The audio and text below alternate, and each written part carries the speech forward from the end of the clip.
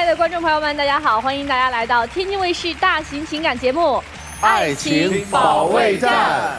接下来我们认识一下我们今天强大的情感疗愈团成员，欢迎大家。大家好，我是于波红。在爱情和婚姻当中，与其给我山盟海誓，不如陪我春夏秋冬。大家好，我是于寂静。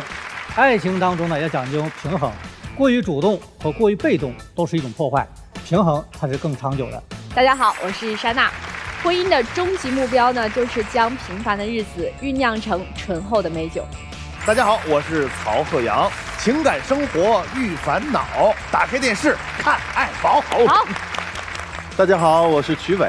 爱情可以闪婚，但日子不能闪躲。好，那接下来让我们掌声有请今天来求助的两组嘉宾登场，欢迎他们。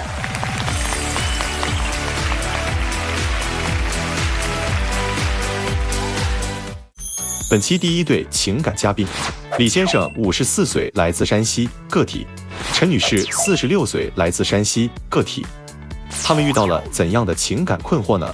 我在他家里就是跟个奴才一样啊，有事就叫我，没事了就是总是挑点毛病。虽然是我是入赘他家里的，但是我也要有面子啊。我在婚姻中就是扮演吃力不讨好的角色。而且是我做什么事情，他都会埋怨我。最受不了他就是胡搅蛮缠，啊，没事找事儿，乱发脾气，没事就打我，天天打我。我最受不了的是他和他的前女友藕断丝连，而且他竟然还动手打我。我还能有选妇的机会吗？不愿意，上门女婿我还能找不到比他更好的吗？您二位结婚多长时间啦？26年了。那应该日子过得已经很滋润了。今儿怎么想起来我们这儿了？虽然我们结婚26年了，但是我们矛盾不断，隔三差五就会有。刚开始我们是经朋友介绍，走在一起的。因为那会儿，他家里条件不好，他也没有母亲了。我认识他那会儿也没有母亲。我呢，家里是2个姑娘，因为我们都是农村的，村里就有这么个风俗，就是家里有2姑娘的就允许招亲嘛，啊，所以我就跟他商量，我就说，啊，你也没有母亲了，家里条件也不好，我就不要你家彩礼，你入赘到我家。当时他同意了，而且他当时给我的承诺是，结了婚以后啥活我也不干，生了孩子以后，不管生几个，这个孩子都要随我家的姓。但是现在不是说的这回事了，他反悔了。咋反悔了？他现在非要让我家儿子随他姓。都多大了？老大今年26了，老二呢？老二今年8岁，老二是姑娘。所以他们应该早就有名字了呀。已经有姓氏不都定了吗？怎么定的呀？他就是最近这几年就吵着要让我家儿子随他家姓，就要改，是要改回去是吧？对对对。哦。所以我就想问问他们，为什么他想让我家儿子随他姓嘛？这么多年了哈，我在他家里，你看，勤勤恳恳，就跟个奴隶一样，啊，就是出车回来吧，本来是休息的时间，可是休息不上，给他们又做饭，又得洗衣服，地的活也得干。朋友问我，你看你儿子跟谁的姓？我说呀，是跟老婆的姓了。像你的姓多好了啊！我说将来以后吧，也就会跟我的姓了。我这个大男人嘛，在外边也没这个面了，啊！但是这么过了这么多年嘛，我就不相信换不来你孩子随我的姓嘛。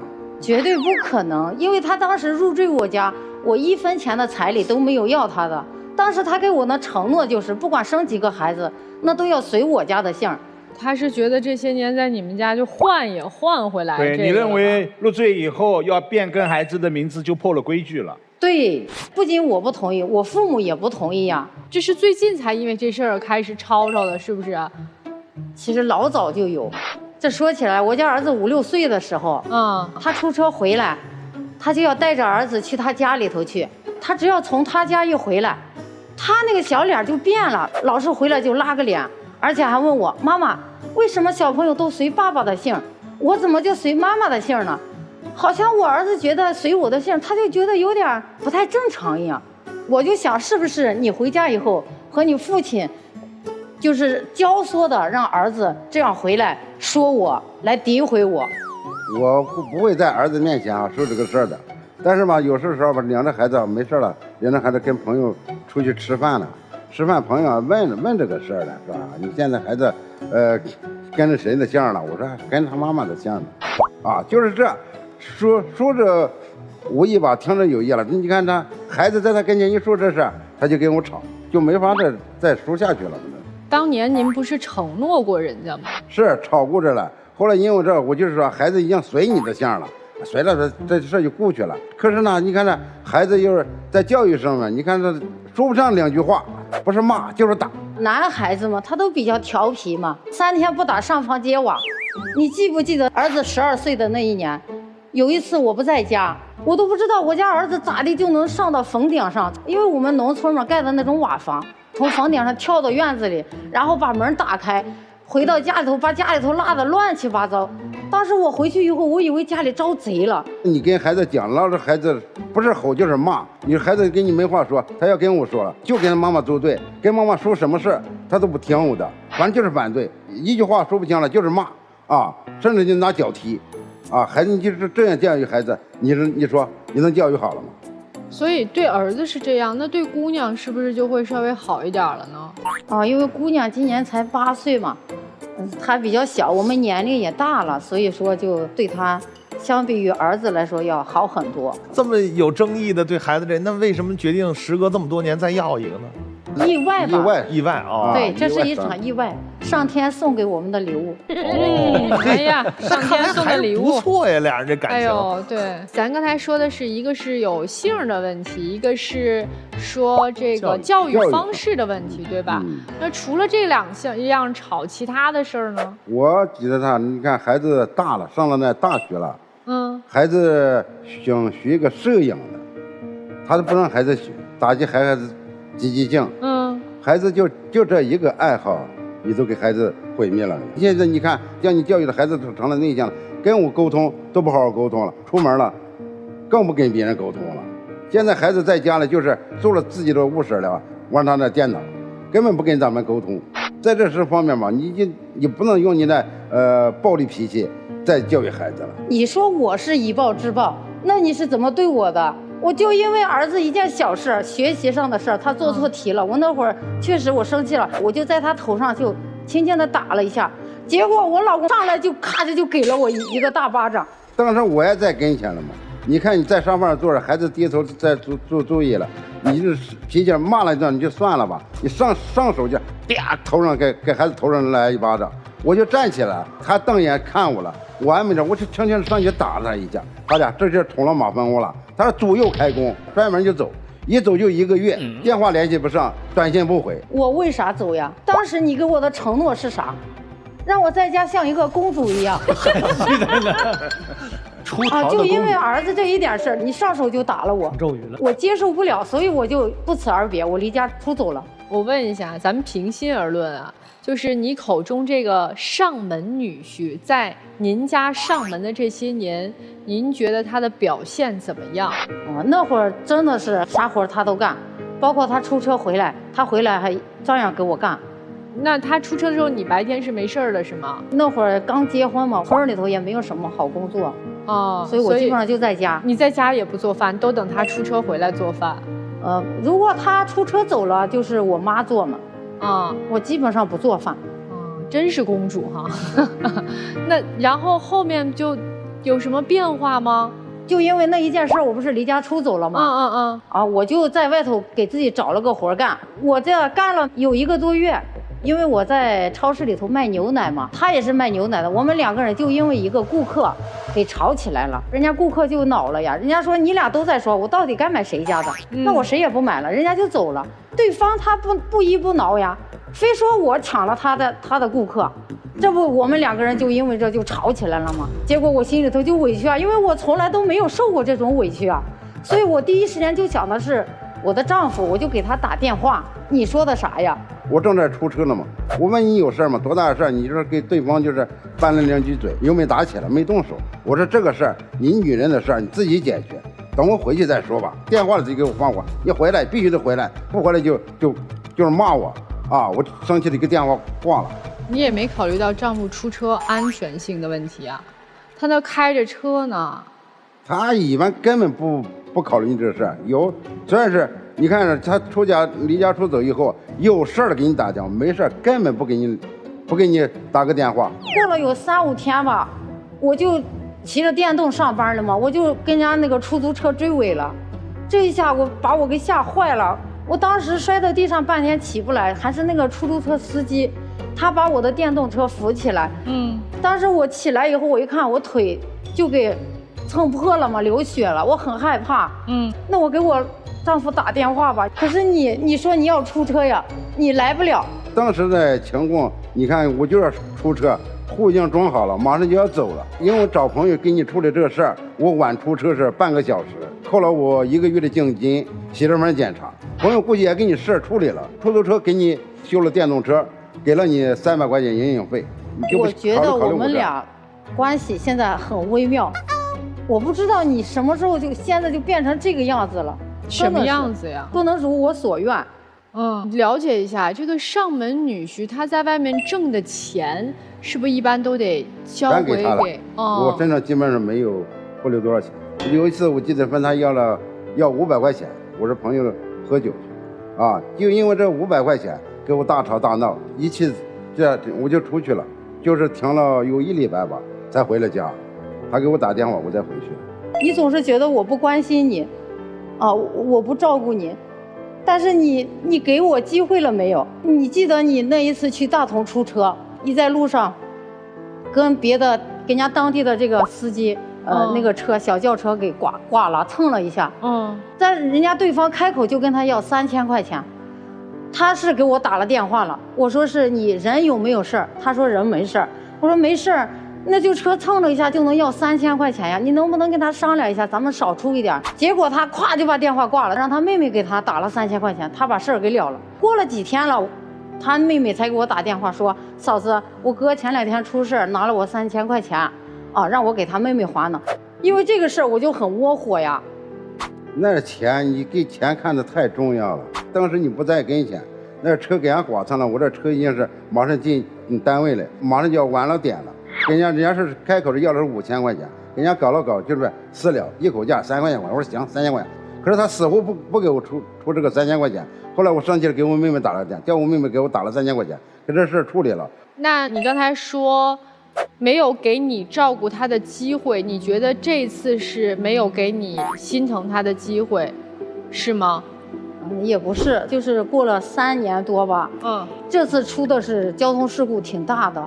我生气在哪儿呢？就是他出了那么大的事，性命都危在旦夕了，但是他没有给我打电话，他还是给他妹妹打电话。那个时候医生要做手术嘛，需要这个媳妇儿来签字，他妹妹人家医生不让签，他妹妹没办法才给我打电话呢。他老说我不关心他，你说我接到电话以后，人都这么厉害了，我能不快的到医院吗？那你为啥没先给老婆打电话，给妹妹打的电话呢？我当时追了尾，这个车已经追到他屁股上了，这个轿子就挤扁了，我当时就夹到里边了。我记得给我抬下来的时候，我就已经是迷迷糊糊了。我记得上了120的车上后，再不知道了。在医院张开眼的时候，第一眼看着。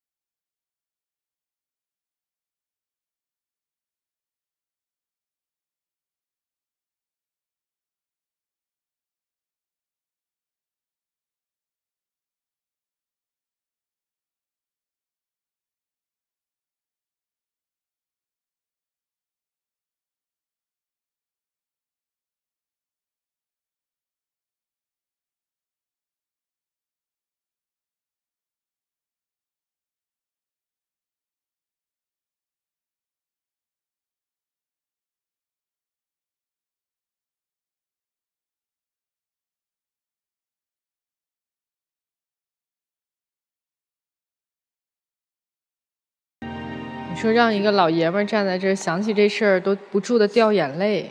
我也是挺委屈的，你说我怎么能不关心呢？等一下，你刚才怎么关心人家了？那我们他们没一打电话，我第一时间跑就快的去了嘛。那肯定得去呀。去了是叫你去埋怨的呢，还是去安慰的呢？我就觉得是他第一时间不给我打电话。你做了啥呀？那边插着管子，你还在考虑你的感觉呢，是吗？那我就是觉得他不应该这样对我。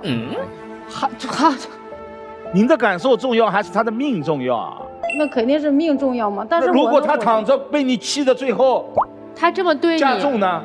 因为你之前3000块钱不愿意给人家出，人家怕你不愿意出钱救人家的命。他心寒了呀。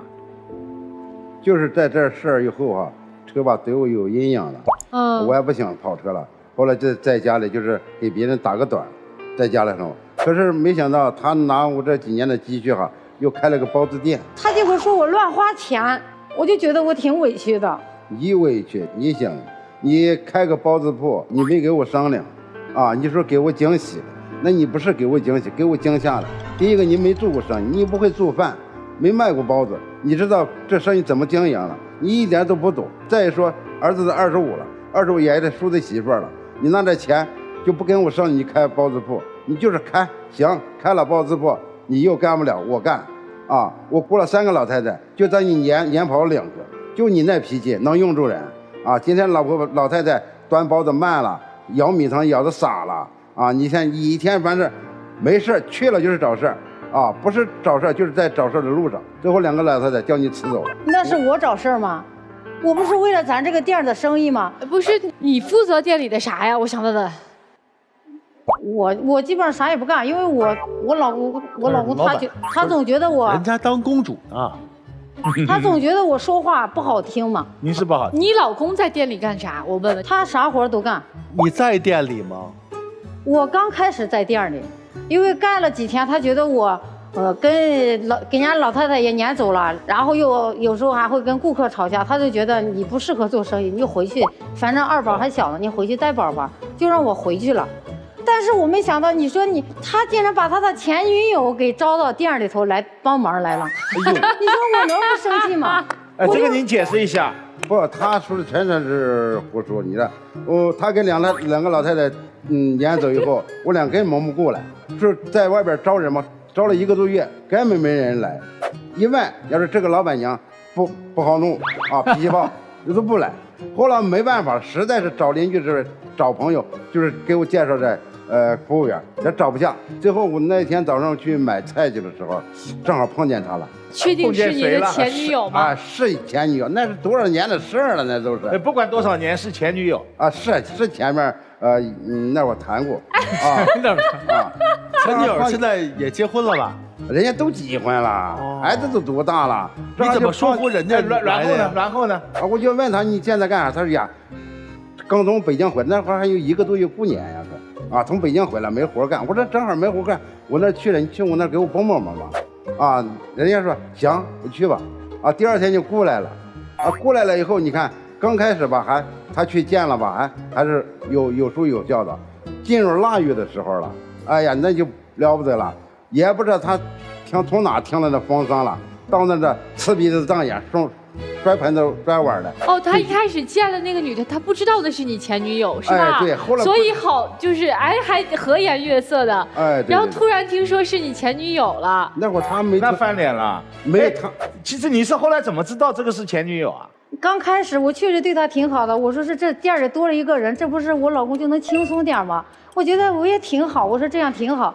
但是吧，我就隔3差5去店里嘛，去店里我就发现。他跟他说话跟那个老太太说话不一样，和他对味儿，而且他们2个人就属于那种，好像就是眉目传情的那种，人家一个眼神他就知道啥意思。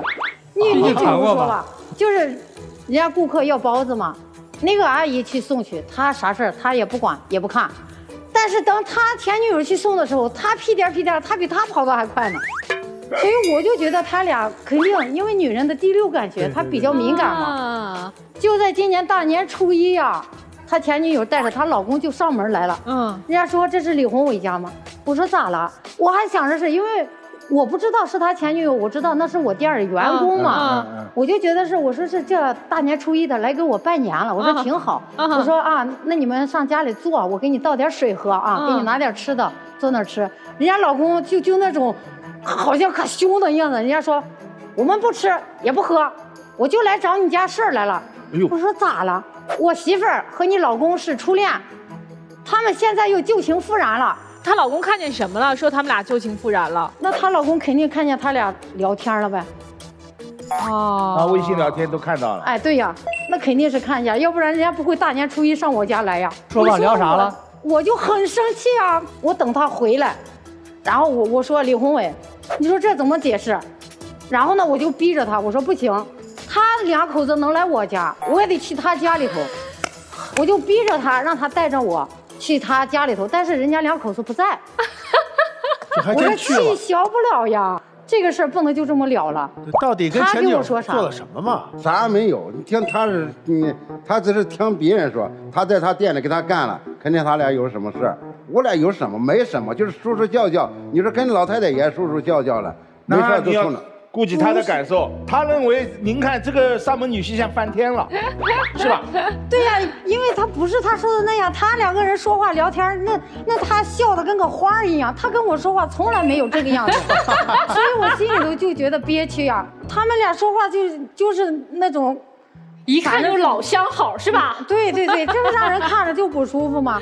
因为我知道了这个事儿了，我心里头肯定就生气呀，我就跟他闹，但是没有几天。你说他兄弟就发了一个信息给他，就说是，老哥呀，你以后说话注意点吧，因为嫂子脾气不好，因为他朋友圈都知道我脾气不好，说你别整出来，到时候没法收拾了，我就想问你，你兄弟给你发的这个信息是什么意思？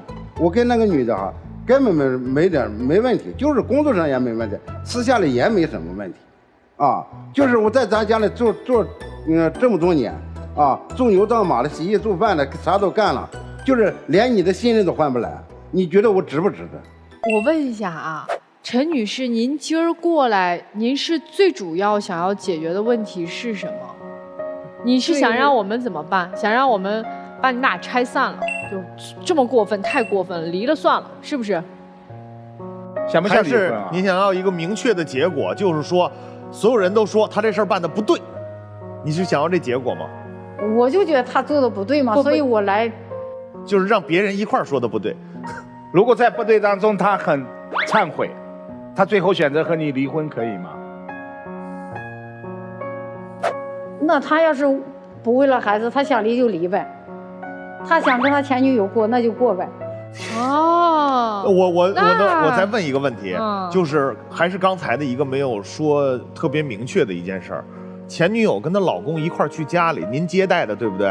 除了说他们俩是初恋以外，她老公还说什么了？因为我以前就啥也不知道嘛，我只是看见他俩在饭店，在我们那个店里头，然后他俩就是说话呀、干啥呀，那就有点不太对。但我不肯定呀，她老公直接上来就说他俩是初恋，这不就事实坐实了吗？女人一听初恋这俩字儿就疯了，就是已经看到他们俩嘻嘻哈哈，感觉有事儿，但是自己不确定。结果这会儿人家老公带着媳妇儿找到家来了，一说初恋，后边说什么我也不关心了。我不关心你俩有没有事儿，初恋他就不行，对吧？对，何况是对方老公都打上门来了。行，那就我们就奔着分了劝哈，这么大的事儿，行吧？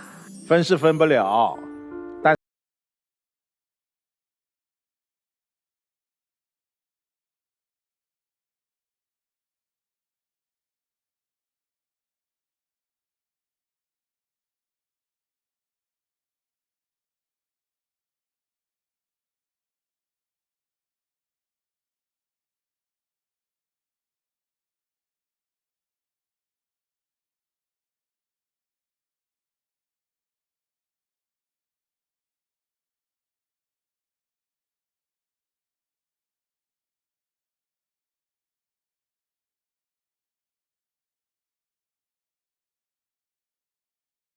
是二婚家庭，电话听到丈夫出车祸，他问老婆要3000块钱的修理费，他是个司机，比你专业吧，他知道该不该赔3000吧。您竟然在这个事情上耿耿于怀，磨磨蹭蹭。他后来去找妹妹，是一种失望，对家庭的失望，对妻子的失望。一个人在生命已经垂危的时候，面临着要走进手术室的时候，他想到的第一个亲人一定会赶过来，一定会倾其所有救我命的。他想到的是自己的妹妹。你悲哀嘛，到了医院，不是全力的配合抢救，反而是埋怨。您其实很多的行为当中，您把他当正常的一个丈夫没有，您的潜意识当中就4个字：上门女婿。您想婚姻稳定，就尊重这个丈夫，其他没什么。男人有泪不轻弹呐，真想拆了你们的婚姻，但说实话拆不了。咱说点现实的，还想当公主不？怎么说呢？谁不想当公主？你还当？哎，好，请问谁让你当公主？谁能让你当公主？我丈夫呀。我告诉你，你丈夫没办法再让你当公主了，他活不了多久了。活不了多久。他被你气死了，你把他给累死了。我说的话不好听啊，真是这样的，做牛做马。这些年，你看你不但不干事儿，还惹事儿。我们听下来真是这样子的啊。所以你老公能活多久？他病了怎么办？他病了还能让你当公主吗？他走得早还能让你当公主吗？如果你想当公主，当更长久的公主，这个男人咱就省着点儿用。听明白没有？还有一个概念你要清楚，公主跟妻子的区别是啥？公主是未婚的，没结婚的叫公主，结了婚以后叫什么？妻子。哎，叫妻子。咱也要尽到当妻子的这个责任，这样的话，这个婚姻家庭才能走得更远一点，孩子也才能健康的成长，你这个生活才能越来越好。所以呢，我建议啊，你呀就干点家庭当中力所能及的事儿，外面的事儿不要过问，不要参与，尽量少惹事儿，这就是最好的帮助。这位姐姐，你有点不道德了。你拿着人家家庭条件不好，穷，欺负人家，他们家原生家庭不好，没有钱，是他的错吗？因为我们家穷，我就得伺候你一辈子呀。那你干嘛不找个长工啊？一个人应该知道，别人对我好的时候我珍惜，最起码我收敛一点，我不拿当年20多年前的事儿一直当一个话头在说。我觉得有个度，就算欺负别人，就算怎么样，这么多年，就是一块石头，它也焐热了。就你老公刚才问你的那个话，我这么多年了，换不回来你的真心吗？我都满身插管子了，所有生活在一起20多年的夫妻，从来没有听说过看到自己的老公躺在那儿满身插着管子，第一句话质问他：你为什么不给我打电话？那个时候不应该腿都吓软了吗？你不应该感谢上苍能让这个男人能活着吗？所以我觉得你真的没有人情味儿。我觉得如果你要是能觉悟的话，好自为之。就这样。既然能这么笃定的说，他说把我捧得跟小公主一样，我也相信，在当时那种情况下，包括男方的家庭，当时母亲也不在的那种情况下，他也是把您当成一个以后未来就托付终身吧，肯定是跟情话一样的说，我一定去宠着你，哄着你，把你当小公主一样的。如果在当年来说，我觉得这是很合理的一件事儿。但是我觉得组建一个家庭，随着时间的推移，两个人的磨合，人是会变化的。您不能一辈子强势，您也得让他活得有滋有味的，觉得哎呀，我捧着他，我哄着他，他又高兴了，我也高兴，这才是夫妻之间平衡的东西。还有，您刚才说那些呢，站在您的立场我是理解的，但是就您老公，他对于这些问题，包括车祸呀、钱的这些事儿，我们听完下来，对他的性格是有一定了解的。人家的前因说的非常明确，是招了半天招不上来人，为什么？因为想来应征的人都听说了这家的老板娘不好伺候。就是您有的时候想想问题，要从老公的角度去想一想，就像人家前女友带着老公打上家门来了，我刚才为什么我反复在问您有没有确认的证据，证明您老公跟人家媳妇儿有事儿？如果她老公说不出个所以然，你应该反过来说，我相信我老公，他们俩不应该有什么事儿。您说出来了吗？您连证据都没有，都不替你老公站个台，这是不是个问题？然后这种话就会越传越远，越传越远。本来您的地儿就不大，完你自己还特别自豪地站在舞台上说，大家都知道我脾气不好。那你告诉我，你平时你有替他说过话吗？其实您挺委屈的，您说了，我也是替他着想，我也是怎么着，这就是公主一厢情愿的在替自己家的长工做决定，您没有站在他的出发点上去想问题。所以我觉得要想长远，两个人的情绪是要平衡往上走的，不是您主导。有的时候他舒服了，其实你更舒服。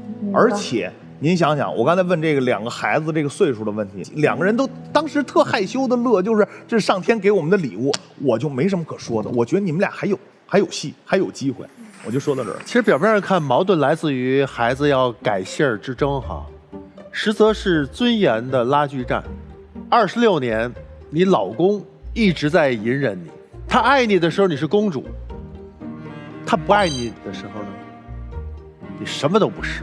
你生气，当时他给你一个巴掌，但是最伤人的是你诛心26年，你没有把他当成一个真正的一个生命的共同体，你把他当成一个长工，但实则我告诉你，这个家的顶梁柱是他，是他在养家糊口，他为这个家都有献出过生命的风险，而你呢，一句3000块钱怎么这么贵？你关注的不是你的身体是否受了伤害，你看到躺在病床上不能言语的他，你问的不是说老公我真心疼你，你说的是什么？为什么不先告诉我？这是你对他的态度。所以这样的人，我觉得你根本就不爱他，你只爱你从他身上吸取到的那些营养。他一直在喂养你，你像一个情感黑洞，一直在吞噬，他有天一定会觉醒的。所以说，真正的婚姻应该你们是共同的藤，而不是较劲的绳。你这个绳子会把他勒死，而最终受不了的是你。你离开他，谁把你当公主啊？在店里头还能跟人吵起来呢？你这生存能力太差了，你不够尊重他。往右手看一看，那是你的依靠。如果不是今天来到爱宝的舞台，可能在生活当中你们就分了。孩子真是要改姓吗？都20多岁了，真的吗？能改吗？改不了。所以你需要是改的你的性子了，就这样。接下来你俩坐那儿歇会儿，然后想想刚才老师们说的话，好不好？好，谢谢你们啊！我们2组嘉宾交换一下位置。本期第2对情感嘉宾，李先生54岁，来自吉林，自由职业；孙女士54岁，来自吉林，自由职业。他们遇到了怎样的感情问题呢？后悔没有他，我会有更好的选择。后悔呀，相当后悔了。他现在不像以前了，他在家啥都不管，就知道看手机。他像皇帝一样，啥事都得听他的，魂不讲理。他在家特别懒，对我没有以前好了，一点也不负责任。希望他能改掉臭脾气，多多能够理解我。我希望他能变回刚认识我那时候对我那么好。您2位是结婚多长时间了呀？我们结婚30多年了。我认识他的时候，他那时候在水泥厂上班，我在粮库上班。结婚之后，我的工作就也调到水泥厂。之后呢，我们单位呢就给我的工龄工作关系买断了。我就养了公交车，还开了花鸟鱼店。哎呦，厉害啊！又给孩子买了楼什么的。过了这么多年，家里都产生好多的矛盾。但是我觉得挺憋屈，我说找各位老师来帮我讲解。行，谢谢老师。那您就说吧，这有啥矛盾了？心里憋屈的是啥事儿？我认识他的时候吧，他这个人各方面都很好。后期的时候，他就搁家天天看手机。你是招呼干啥呀？就包括你去招呼他吃饭，他都不搭理你，就对手机特别亲，机不离手，手不离机。我说的老公啊，面条煮好了，咱们出来吃饭呢。没听着，我又喊，可倒好啊，这时间长了，面条坨了。当时吧，因为我看手机嘛，也没听你招呼。后期你喊的时候，我确实过来了。我一瞅面，所以说有点坨，不愿你用我呀，我也把面吃掉了嘛。还有一次，我在厨房切菜的时候，不小心的时候我把手切伤了，哎呦，切伤了我就喊老公啊，哎呀我的手好疼啊，把我的手切伤了，你快上那个医药箱里，赶紧取创可贴把我手包上。我喊你，你听见了吗？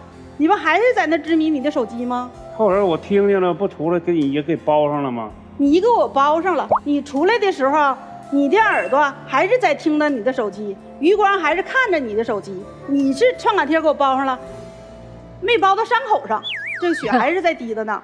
你手机上有啥呀？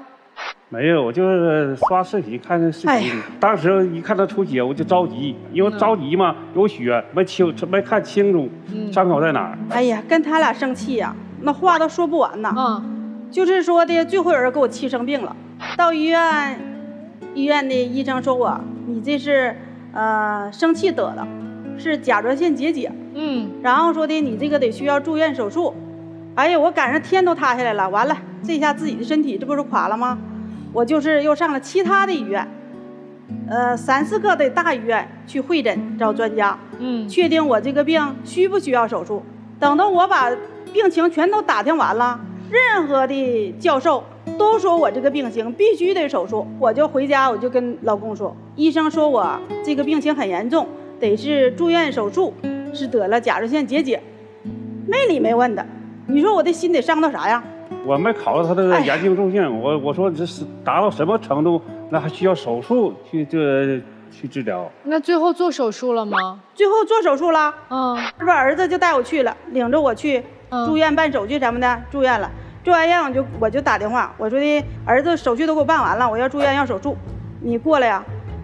他也没过来。当时吧，我一寻思你也是在生我气，也瞅我不顺眼，我要去了也给你添堵，瞅我更来气。我在家跟家还有孩子关心你，不管你。这个理由好啊。他不如搁家消停待着。哎呦我不是，那再怎么着也是个手术啊。就说你手术了，孩子搁跟前，家属搁跟前，能跟你搁跟前能一样吗？我当时是需要你啊。你需要我，但你不瞅我来气吗？先生，您在家待着能踏实吗？自己老婆在医院做手术呢。就是因为我儿子搁跟前，我儿子替我照顾。你可别说你那事儿了。我在那个后期的时候，我听说他在家不光是玩手机，他出去跳舞去，跟一个单身的老太太、单身的女人去跳舞。你说我的心得啥样啊？这个我说一句啊，就在你住院期间呀？对呀。我问一个问题啊，您手术没来这事儿，您儿子在对不对？您有没有跟儿子说，你给我发一个你妈的视频，或者给我们俩打一视频，我看一眼？你跟孩子有过这种？我儿子沟通过，我说你妈搁那块儿现在情况怎么样？你给我反馈一下。您知道吗？孩子跟您说过吗？孩子没说过，这些都没说过，都没说。要不我咋这么伤心啊？那最后你是跟老太太出去跳舞了吗？是，就是我。这事儿是有。但我跳舞完全是为了锻炼身体。哎，好，为了锻炼身体，所以找了一个单身的老太太去跳了交际舞，是吗？那是不绝对，那个不绝对。我就随便就是临时就找的，我也不能问他说你是单身呐，还是不单身呢？这传到他的耳朵里是说这个是单身，明白。哎，但是事实不是这样。好。这事儿气够呛吧？太伤心了，老师。这应该算是最近最大的事儿了，是吧？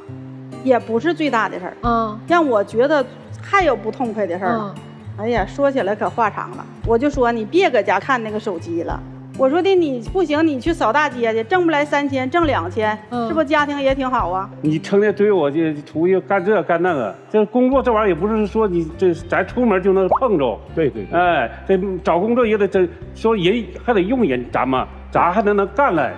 哎，就是说不是说马上就能找到。对，找多少时间？找几个月呗。我问一下，是本身就有退休金是吗？现在还没有退休金，就家里是没有进项的，现在没有进项的，他是买断了。这个期间呢，我说你咱家那钱之前的钱跑哪去了？该买不买的你都往家买，不该消费你也去消费，成天逛街逛商店的。您觉得就是老婆这个比较爱花钱，就花销大手大脚。我说我花销大手大脚了。咱们家过日子买个锅碗瓢盆还能算钱吗？我2年1年我都不买个衣服，柜里的衣服都是你跟儿子的，人情来往，你家里水电煤气费，你这些花销，你买菜米面油，家里家外做饭全是我老公就是搁家一个活，手机看手机，财政大权是在您手里是吧？对呀。对呀，完你这些消费之后，近期瞒着我花10万元首付买一个房子，在咱经济条件不允许情况下，你还有花钱买一个房子，你说觉得这个房子应不应该买？这钱应不应该花？这钱我觉得我花的没毛病。那时候房子是正上升了的时候，然后我买完了有升值空间，那你说你不出去挣去，要是卖了，我是不是还能家庭能添吧点啊？投资的是吧？对，这个就是想投资的。那现在是赚了呢，还是赔了呢？现在也没赚也没赔，相当于10万是首付，也就是说你们俩又背上了贷款呗。对对，那贷款想好怎么还了吗？对呀，所以说我就追他出去找工作呀，干点啥呀，这不是好还这些贷款呢？关键是你买房子这事儿没跟人家商量呀。我寻思我要告诉他去，我又买个房子，我手里有房子。让他出去上班去干啥，他更不干了。他心话了，我这家又有个房子，还能等到升值呢。你让我出去干去，这他妈现在还要把这个房子卖了呢。哦，就新买的这房子要卖了，压力大，然后卖了搁他生活费。我说咱现在经济条件不允许，实在不行就把这房子卖了，关键现在经济压力也不用去还贷了，负担也减轻了。就是你的想法就是把房子卖了，完了买米面油生活费。你房子拿这个钱花没了，你还到时候还咋还？你搁啥养老啊？你现在趁着年轻，你就出去挣点，房子就放那块儿。你不行，这房子咱租出去咋的也行啊。但工作这个问题，我也不是不没找，我为了挣钱，我不还干那出租车吗？干了半年多，就是身体状况也不好了，人腰肌劳损，原先能干10多个小时，现在因为有病，达到一天出3、4小时、4、5个小时。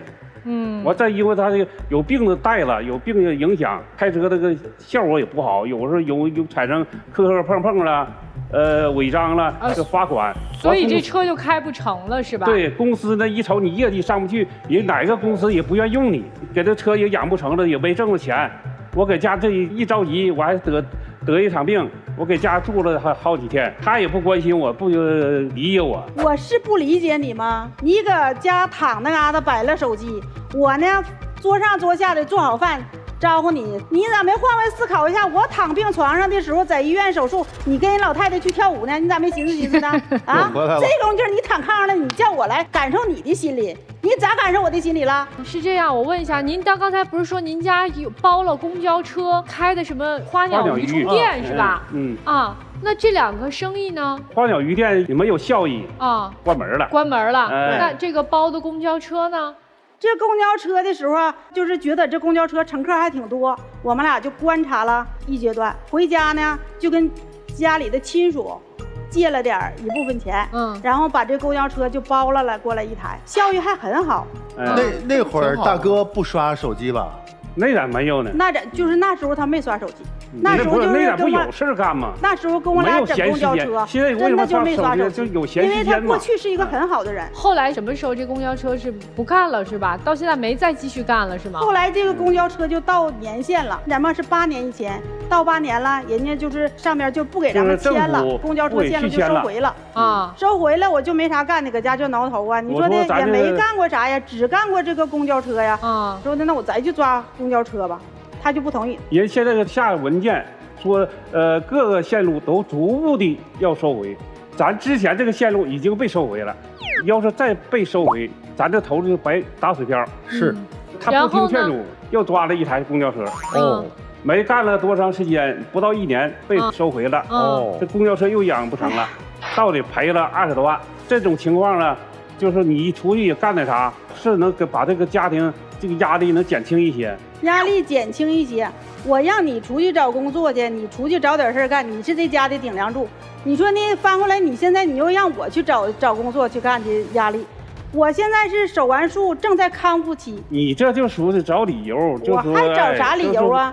我现在都手术了，身体零部件已经切出去了，搁这摆着呢，我还找啥理由啊？你俩现在是没有进账，都在往出花，所以俩人都有点焦虑，有点慌了。现在老婆觉得是你大男人，家里顶梁柱，你得出去找工作，对吧？对。然后老公是觉得你也一起出去工作，对吧？咱们俩一起都分担一点，对吧？所以今儿这个妻子其实不光是来吐苦水，还有一个就是也想督促让他出去工作，对吧？啊，那丈夫您今天来，您有啥诉求啊？我就是希望他能够分担家庭，就是这个问题上，我希望他能够多给我一些理解，不要一劲儿是说我啥事都是我不去做这个，不去干那个，因为他能给予我理解。您现在在家里会干一些力所能及的家务活吗？做呀。您干什么了？这那我的也干。你给我举2个例子。就是打什么收拾屋子乱套了，就拖地呀。归拢东西，哪个嘛擦东西啊？这都是就是干点家务活我也干。哦，干是吗？他拖个地啥干活能干。如果他能够到外面去干活赚钱，所有的家务您愿意担起来？我愿意。如果您因为现在有这个房子的房贷压力嘛，如果您没做这个甲状腺的手术，然后您爱人又不乐意出去干活，您会选择为了房贷去找一个工作吗？自己适量的工作？我能去找。好，明白了。好，大哥希望大姐怎么理解你？说具体点。就是像你说找活干、找工作干，也不是不找。您再找，你得给我匀空，给我时间。不是您大把的时间不在刷手机吗？因为我在家坐着也是干坐的时间我就看看视频，跟网上跟手机也找啊。他不知道我在手机怎么操作怎么整，他以为我打开手机就是玩，就是看视频呢。是我在这个期间，他也是在为找工作，也就瞅手机找工作啊。2个人都希望对方能出去找工作啊，为减轻一下家里面的压力。接下来咱们听听各位老师怎么说。来，于老师，妻子有一句话说的真没错，我们做男人的是家里的顶梁柱，但现在看起来，你们家里的这一根柱子它不顶梁了，他刷手机了。54岁正当年。如果一个男人，我们以找不到合适的工作为借口，在今天这个社会很苍白了，踏踏实实的去找一找，没问题。因为您已经干过很多工作了，您又不是个懒惰的人。您刚才有一句话我听进去了，你们家报公交车的时候有活干，我刷什么手机？希望接下来同样是有活干，我刷什么手机？谢谢。我认为今天找工作这件事情只是表象，我不会中了你的套。我这么看，大姐在家庭当中，不管是明面上强势，还是背后背着他借钱买房子，总之都得听我的。你这一意孤行吧，就有一个什么特点呢？这个男方一发现，哎呦，最后我斗不过你，最后话语权呢都在你那儿。干脆，哎呀，我也懒得管了。大哥是这样吗？有点。慢慢的就消极抵抗了。甲肾结节，您刚才也说得很清楚，气的。您就这脾气，不敢惹呀。所以呢，我的建议是这样啊，这个女人有的时候啊，还有另外一面，适当的柔软一点，适当的依赖一下大哥，反而啊能发挥她的积极性。你天天对他否定来否定去，最后把积极性全部给打消了。您琢磨琢磨啊，大哥呢，咱消极抵抗这个事儿，我跟您讲，不是个办法。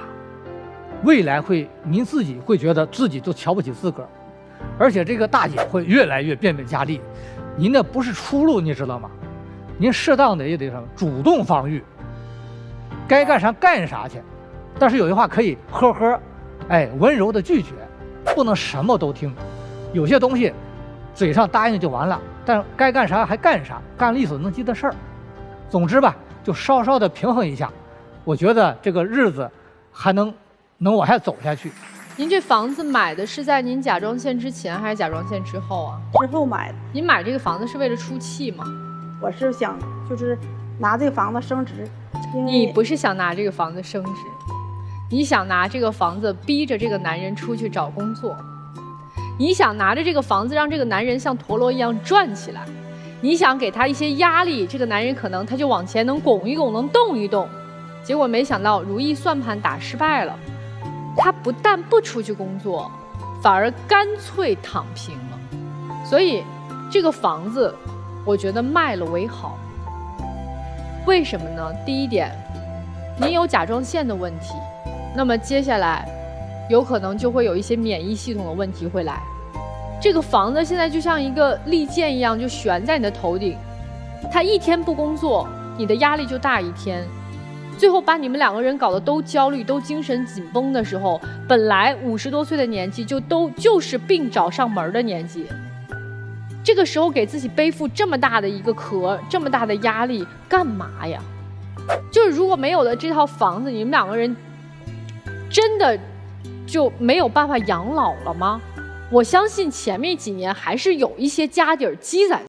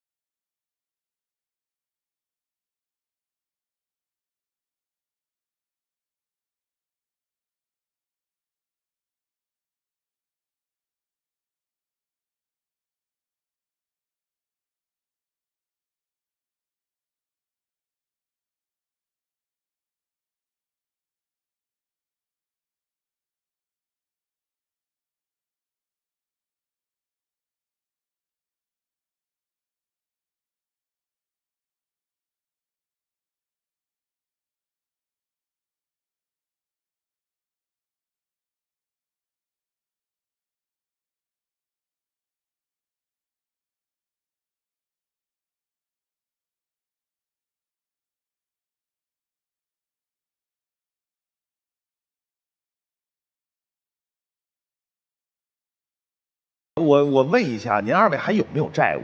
有吗？还欠着钱呢？没有债务呢是吧？您知道您这房子买错在哪儿了吗？如果您现在有稳定的收入，哪怕就几千块钱，您自己有钱，我不用经过他，我从别人那儿借了10万块钱首付，我每个月自己还贷款，我老了我有个依靠，我为了我自己，我死命供，我也把这房子供起来。但是您现在的行为给自己添堵的原因在哪儿？是您张罗完这个首付之后，你让他去挣钱。其实我能理解您心态，往前逼一步，待着也是待着，让他挣钱，给我把这房子供起来，这样咱老了之后也有个保障。但是他现在不动换。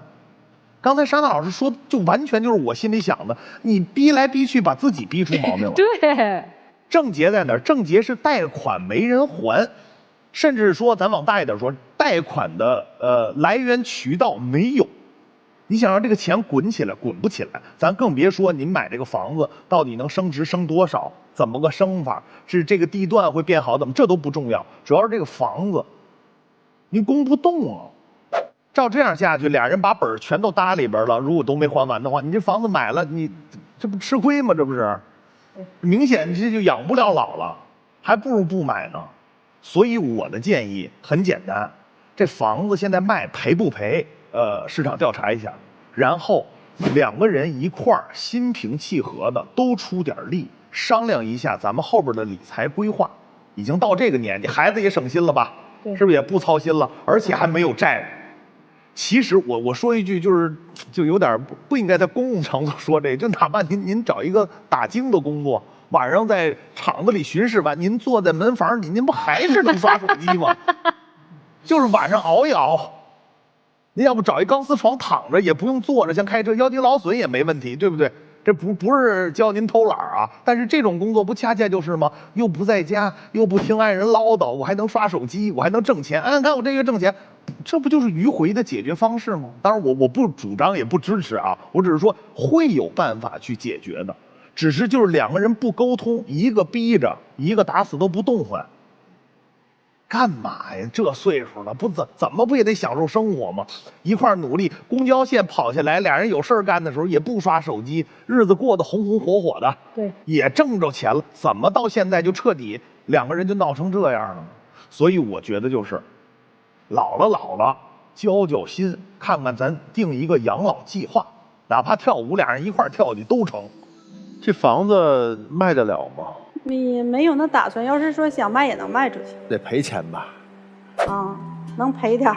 啊，这跟老公说了吗？看看回去我俩商量商量，把这房子没说呗，但大情况都知道吗？又一次投资失败。知道老公为什么不去干活吗？他辛苦挣的，没您赌气赔的来得快。说什么不听啊？买房子这事儿是不知道，但是往回倒，如果他不同意这事儿没做，是不是你们不至于如此？第二次的包公交线路又不听啊，赔了吧？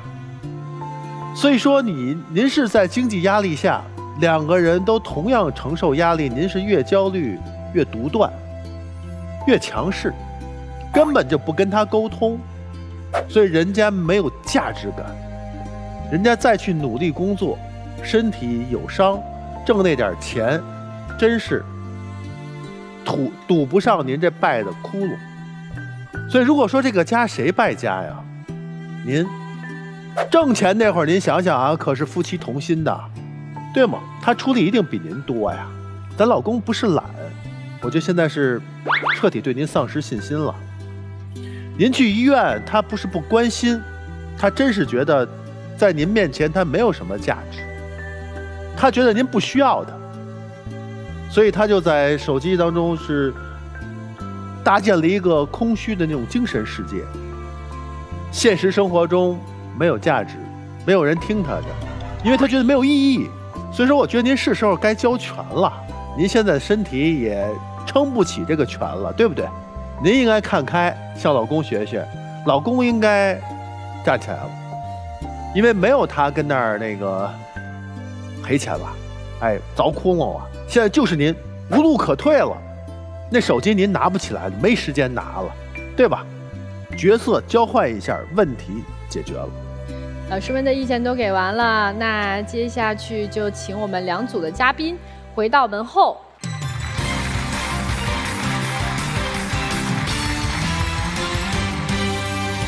3、2、1，请开门。都站这儿等好了，那肯定没问题。哇，拉着手出来了。好。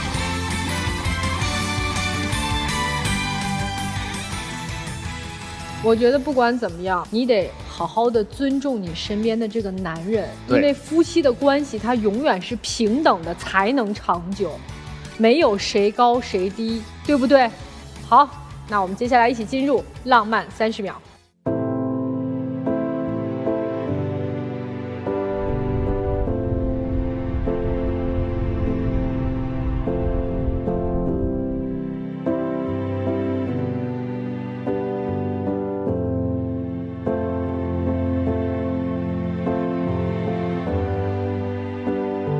祝你们幸福啊！确实是，谢谢。好，感谢，就这样吧，再见。好，再见，再见。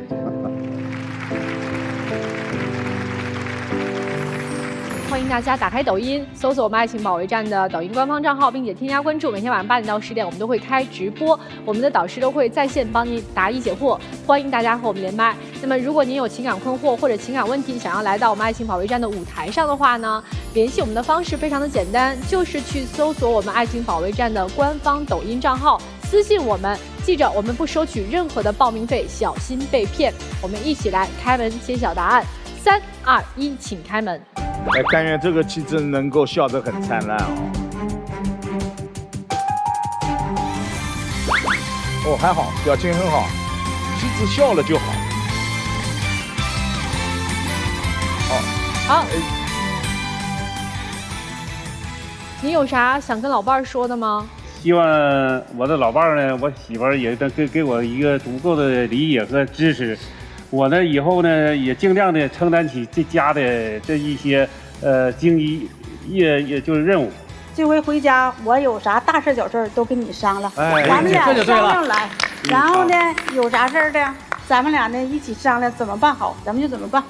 好，我们一起进入浪漫30秒，快，老夫老妻好好抱抱。